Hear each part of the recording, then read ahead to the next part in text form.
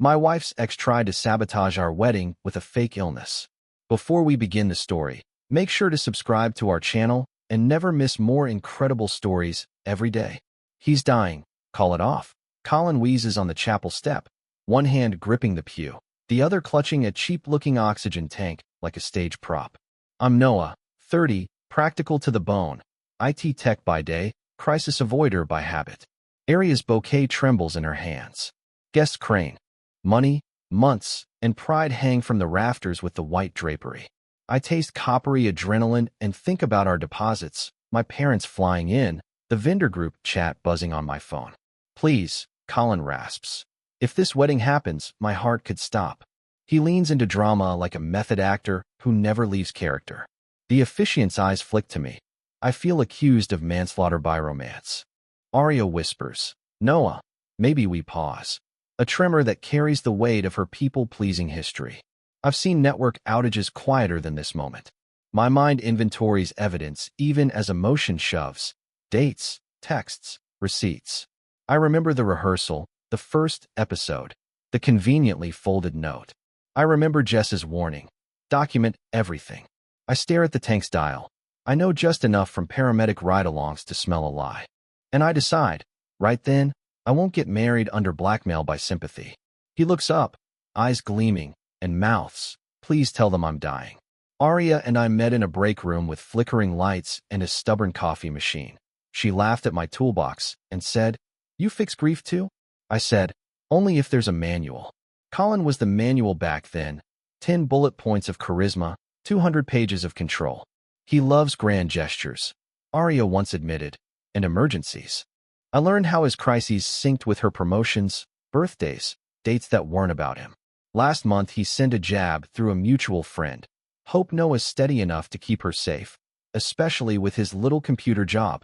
I filed it under noise, but it stuck like a splinter.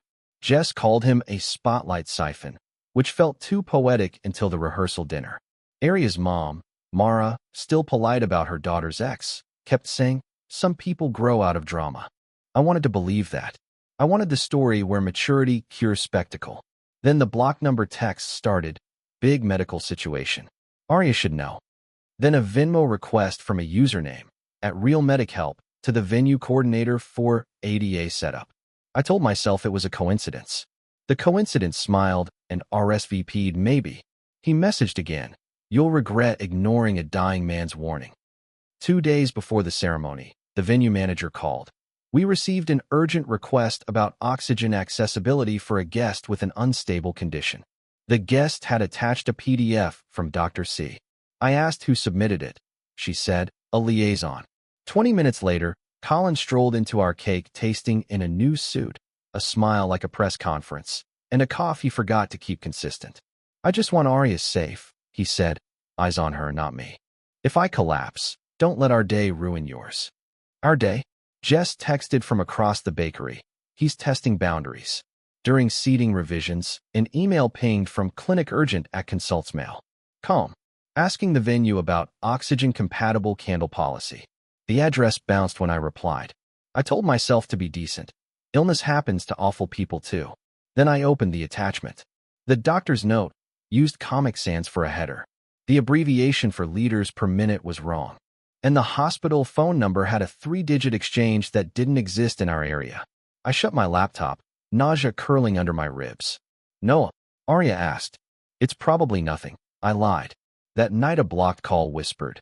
Postpone, or he collapses at your vows. At rehearsal, Colin staged it. One moment he was smirking at the pianist. The next he hunched, wheezing, clutching his chest like a movie burglar shot in Act 3. People scattered for water, air, attention. A folded doctor's note appeared conveniently in his blazer. Please refrain from stressors, it read, during weddings, funerals, and emotionally triggering events. The wording stank of plagiarism. The pianist stopped mid-scale. Aria's aunt dabbed her eyes. I held Colin's wrist for a pulse. It thudded normal, maybe faster from performance. Don't touch me, he hissed, then softened for the audience. It's okay. I'm okay. Don't cancel your big moment. I'll just sit outside with my tank. The tank regulator clicked, but the needle didn't move. I swallowed my rage. We can reschedule, Mara murmured, torn between compassion and relief. Colin blinked saintly gratitude. Jess drifted behind him like a shadow and photographed the wristband. The barcode looked printed from a home office. I remembered firmware updates that bricked whole floors of devices because one number was wrong. Symptom by symptom, his story distinct. Still, optics chewed at me. Who wants to be the groom accusing a sick man? Colin straightened and whispered to Aria, "Imagine if my heart stops because you marry him." Mara called me outside. "Is this about pride?" she asked quietly. Aria loved him once. If he's truly sick, postponing is kindness. I nodded at the tank. Kindness, yes, I said, but not obedience to theater. Jess slipped me her phone, a zoomed photo of the wristband, the hospital's logo slightly pixelated, the date format wrong, European Day month on an American band. Aria stood between us like a tethered kite, pulled by wind I couldn't see. "Noah, I can't live knowing he might die alone," she said. "Then we verify," I answered, voice low. "If it's real, I'll carry his tank myself. If it's fake, we stop letting him script us." Jess raised an eyebrow. "Document everything, start now." So we did. I saved voicemails, screen-recorded texts, photographed the doctor's note, logged times. My phone felt heavier with each receipt. Back inside, Colin basked in sympathy like heat lamps at a reptile terrarium. He mouthed to me, "Good luck," and then coughed when people looked. The officiant suggested a short rehearsal to reduce stress. I agreed, and the word tasted like defeat. We drove home through a tunnel of brake lights and doubt. In our kitchen, Aria whispered, "What if the worst thing is true?" I set my laptop on the counter and opened a spreadsheet. Columns: time, claim, source, verification. Jess arrived with coffee and that flat look she gets when she smells a lie. "Show me the note," she said. "Dr. C." She Googled Dr. Chin cardiology and found 3 in the city, none at the listed clinic. The note's signature block used an outdated state credential format. "He copied a template and got lazy," she muttered. The wristband photo revealed the same serial number printed twice, something Jess knew from a medtech cousin should be randomized. Aria hovered, conflicted. "If he's faking, he's not well either," she said softly. "Sick isn't the same as ill," Jess answered. I called the clinic on the note. A receptionist said they had no doctor by that name and never issue event guidance letters. My stomach unclenched a millimeter. Then I found a Facebook photo. Colin at a bar last night, tagged by a friend, holding a cigar and laughing under string lights at 11:37 p.m. Right after his asthma episode, texted Aria.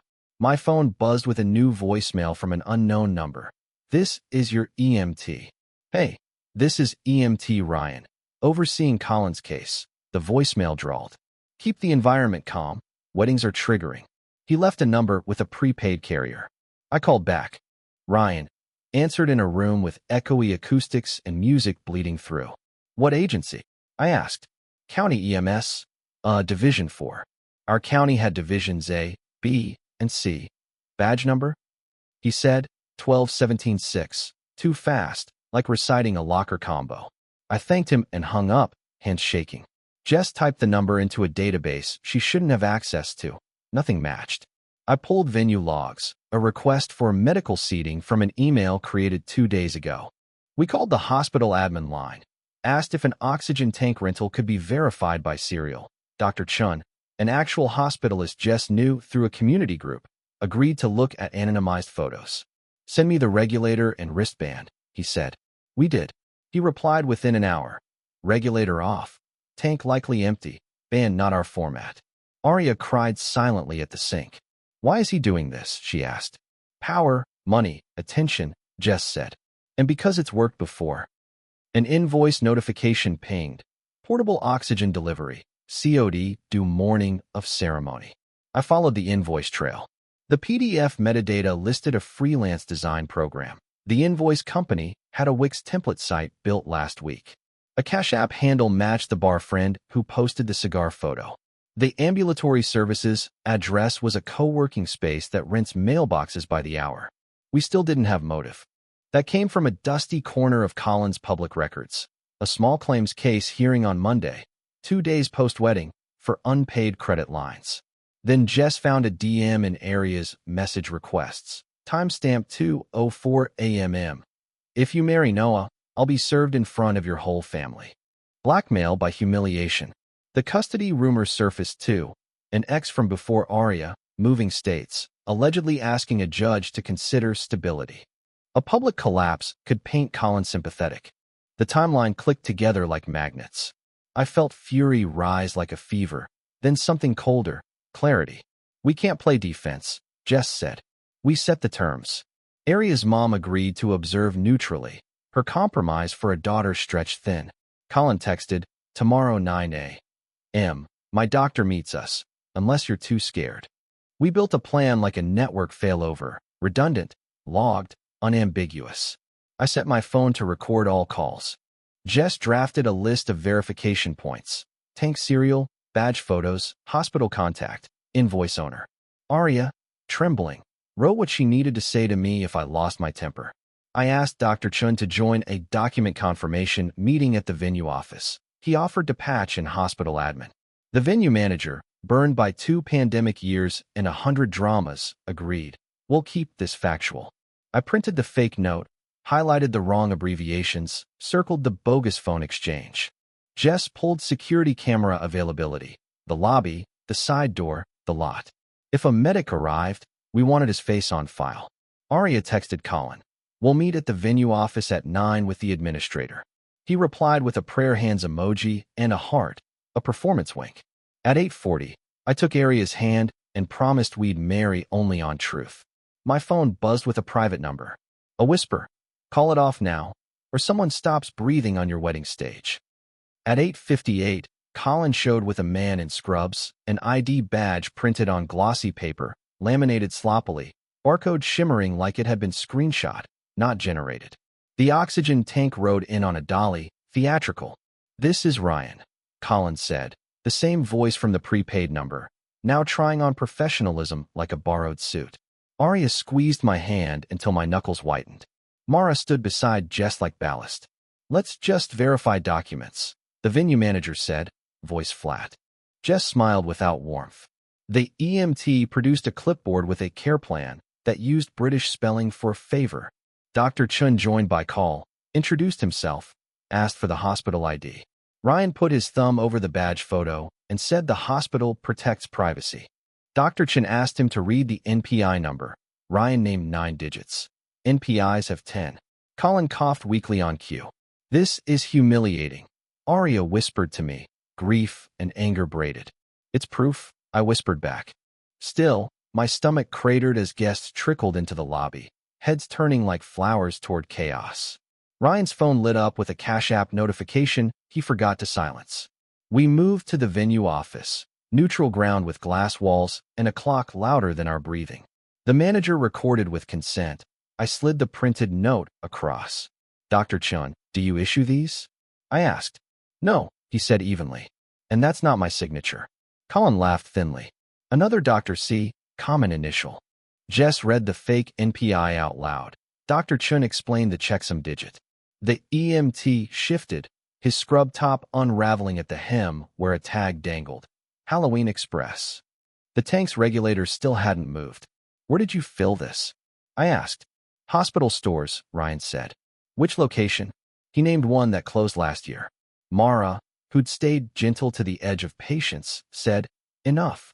The manager asked for the tank serial to verify rental. Ryan deflected. Security stepped closer. My phone chimed. The bar friend's story showed Colin grabbing breakfast 15 minutes earlier, his oxygen tank nowhere in sight. Jess screen recorded. The clock clicked over to 9:15.